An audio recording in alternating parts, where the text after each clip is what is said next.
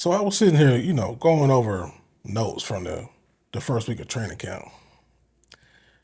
And you got some good, you got some really good, and you got some not so good from some players, right? And it's getting late kind of early for somebody. I ain't going to tell you who yet, but I think you know what I'm talking about. But before we get into that, my name is Will, and this is BTSN. Okay. So, out the gate, I like what I'm seeing from the offense. I like what I'm seeing so far. Now, they ain't put on pads just yet. You know what I'm saying? Once the pads get on, you're going to see a different level. But so far, I like what I'm seeing. You got the young receivers, the young boys out there. The young boys out there, hey, they playing very well. I like what I'm seeing. By the way, let's keep it real.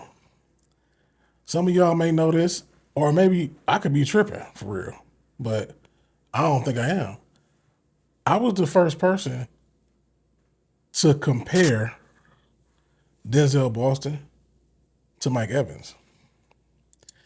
But I really wasn't comparing them. I was just saying, okay, Todd Monken coached. I was going off of archetypes of players that he coached before. So I was comparing Zay Flowers, Casey Concepcion, right? And then I went on to compare Mike Evans, Denzel Boston. Same body type, not really a super duper fast guy, big guy, 50-50 ball guy. You see what I'm saying? Now, we don't know how good or how great or not great Denzel Boston is going to be. We don't know that. I seen some people get mad about that, but they weren't talking to me. But other people start saying it in the comment sections everywhere else.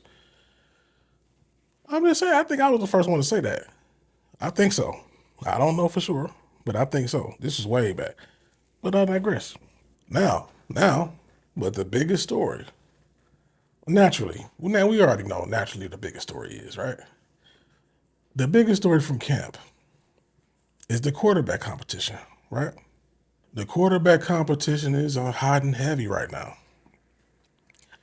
Now, you got Shedeur splitting reps with Deshaun, first team. I like that. Listen, if Stefanski could have just did this, I'm glad he didn't now. I'm glad he gone. But I ain't gonna even go there. I just don't know how you fumble something so crazy like that, like he did last year. But I like what Monken is doing. He's splitting the first team reps between two quarterbacks, right? Because it's a real competition. It ain't a fake competition. He ain't gonna fake red shirt somebody, but say it's a competition. It's a real competition, right? Now, if you look at the tracker, or if you look at the trackers from all the days, right? And you add all the numbers up, you can see who's in the lead, right? You can see who's in the lead, no? Shedeur's doing his thing out there. I don't really know what's going on with Deshaun. I don't know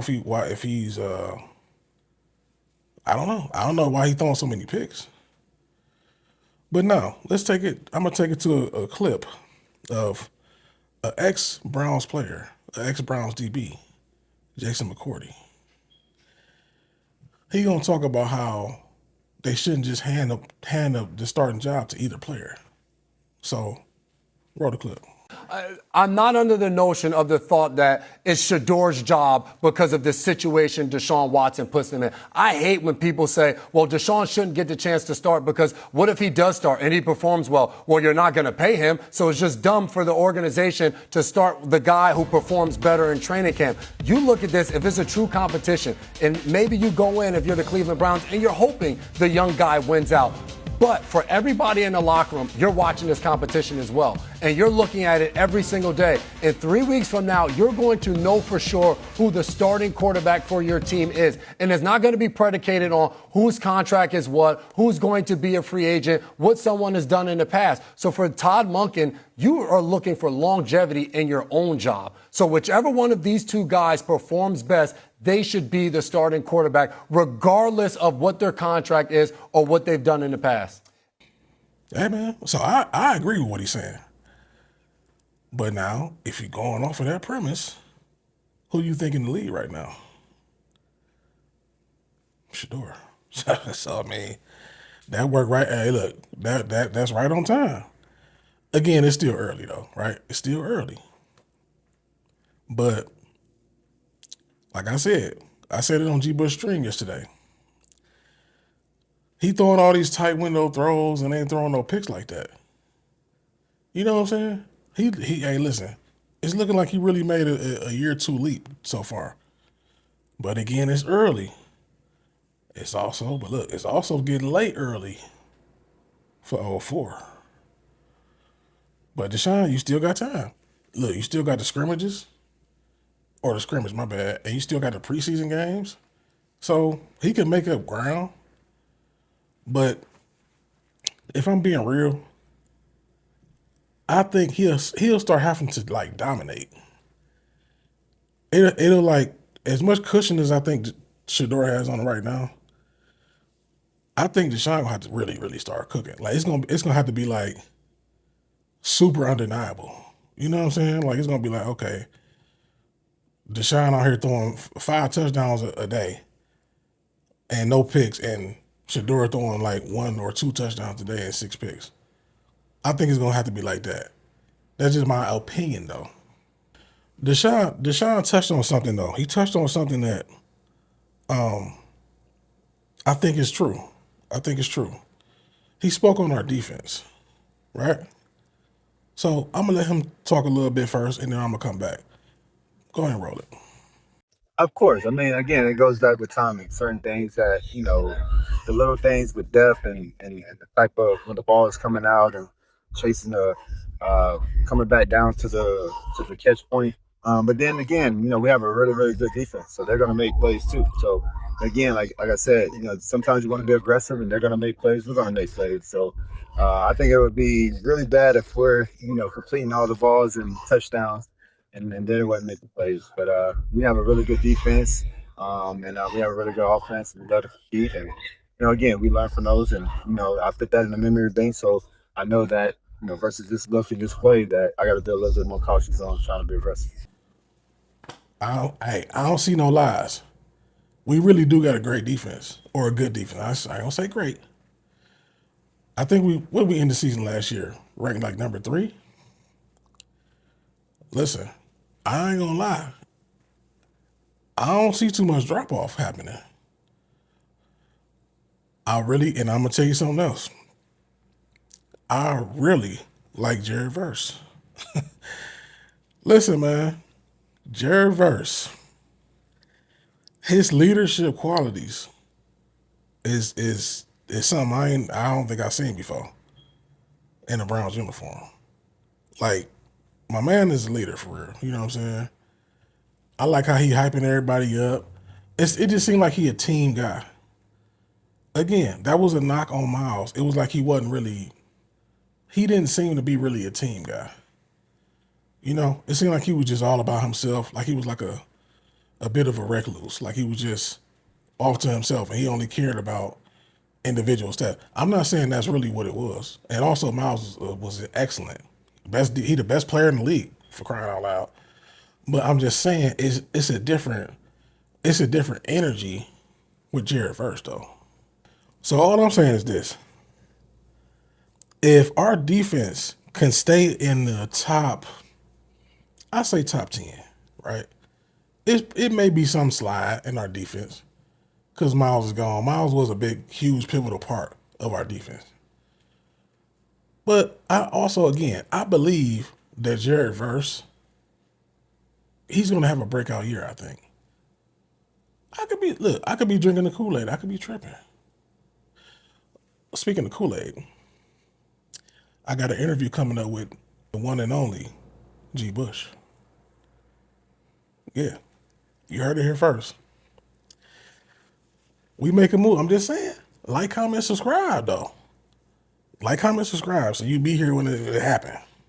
But back to football. If we could stay in that top 10, top 5 range, And I believe if our offense can gel like I think they will, hey, we might be in for a treat this year. I'm just saying. I think we're gonna surprise people. Y'all seen the video I did months ago. Talking about they got us at what they had us at? Like 5 wins, something like that. I still think that's ludicrous. How? We got the easiest schedule. Our defense is not gonna drop off. Also, Vegas is sneaky because I feel like Vegas knew. That Myles Garrett was gonna move. I think that's probably why I'll be watching y'all. They sneaky. I think that's probably why they had us at 5 games. But anyway, if everything can gel like I think they can, I don't see why we can't win upwards of 9, 10 games with the easiest schedule. Now, again, mind you, let's not forget that caveat. We got the easiest schedule. But listen, man, I can go on and on about what I think, but I think I want to hear from my folks, from the people, from the timeline. Yes, sir. Yeah, buddy. I think I want to hear from the timeline. Because listen, y'all got a different perspective than me, obviously. So let's see what y'all talking about. The real J Hood, D Block. Shout out D Block. You know what I'm saying? That's if y'all hip, y'all from my generation, you know what D Block is, right? The real J Hood says that Shedeur-Boston connection going to be similar to Shedeur and Travis Hunter connection at CU. Hey, if we can get it like that, now here's the thing. Boston just seemed like he about to be dependable. It don't matter who in there. He catching everything Shedeur throw to him. He catching everything Deshaun throw to him. He catching everything Dylan Gabriel throw. Like, bro, he just catching. I don't know if he dropped a pass the whole training camp or the whole offseason. My man beasting, bro. He gonna be the wide receiver number 1. Like, Jerry Jeudy dropped too many passes for him to be. He just, I ain't gonna get on him because, you know what I'm saying, I do believe he could turn it around. But let's just be honest. He dropped too many passes, bro. Next comment. 8K Slider says, or Slider, my bad. Boston is clearly wide receiver 1. Catches any and everything. That's what I was just saying. I don't think he dropped the ball yet. Do you know how refreshing that is as a Browns fan? Obviously if you watched last year and you watched 10 passes from no name, we're not gonna say no name, but you watch a receiver drop 10 passes that's supposed to be your number 1 receiver. That's so refreshing just to have a guy that's gonna catch the ball like that. That's all we. It's funny because that's what I said, man. Man, it almost made me want to drop a tear. I said this pre-draft. All we need. This is why I was thinking about getting Carnell Tate. My bad, I was having a brain freeze. This is why I wanted Carnell Tate personally. Because all we need is a guy that's gonna be dependable. That's gonna catch the ball whenever you throw the ball to him. If it's catchable, he's gonna catch it. You see what I'm saying? He gonna come down with the ball. He gonna get yacked sometimes. He might get a big play here and there. You know what I'm saying? But we just need a guy that's gonna catch the ball. Next comment. Zen Mixes says, imagine what a full offseason looks like. It get dangerous. Shedeur Sanders. Hey, listen. That's a fact. Like I said, people always say it. You hear NFL players say this all the time. The biggest jump in their career is usually from year 1 to year 2. Now, it's a huge difference from Shedeur's year 1 and Shedeur's year 2, though, because year 1, he had somebody at the helm who didn't believe in him. Somebody who was going to redshirt him on the low, but then they got out and then all hell broke loose, and that's why he get in Atlanta right now. Welcome to Atlanta. right? Now he got somebody that wanted to draft him in another organization. We ain't gonna say the name. He wanted to draft him. He recruited him in college to Georgia. You see what I'm saying? This is a guy who really believe in him. Even if he don't win it, if he don't ultimately win the job, he still believes in him. Also, Shedeur earned it too, though. You know what I mean? The last 7 games, he earned, the belief. So no matter who it was, he would have got first team reps. But it's just different. So it's like I said, if everything gels the way I think it can, it get dangerous. It get dangerous. Now, if you know me, man, if you know me personally, you know I'm a guy. I don't want no trouble. You know what I'm saying? I don't want no Anna. I don't want no beef, and none of the other adjectives or whatever synonym, my bad, that you can say that come with trouble, right? So that also means something else, and that's no disrespect. I mean no harm. I mean no disrespect, guys. No disrespect. But now, no disrespect. But Deshaun, brother, you better get hot. You better get hot. If you listen, cause hey, like I said, I feel like you like this grasping. Hey, if you want to win this competition, you gotta get hot. You can't really throw no more interceptions, bro. You can't. Could you imagine if Shedeur threw 6 interceptions so far? What the hoopla be? So that's all I'm saying. Hey, listen, bro. You better turn the heat up. Or maybe you just cooked and I don't know it. You know what I'm saying? I still believe in you a little bit, for real. I'm not gonna lie to you. I wouldn't be mad if you started. If you actually won the job and started, I wouldn't be mad at that. So I'm just saying, get hot if you want to win.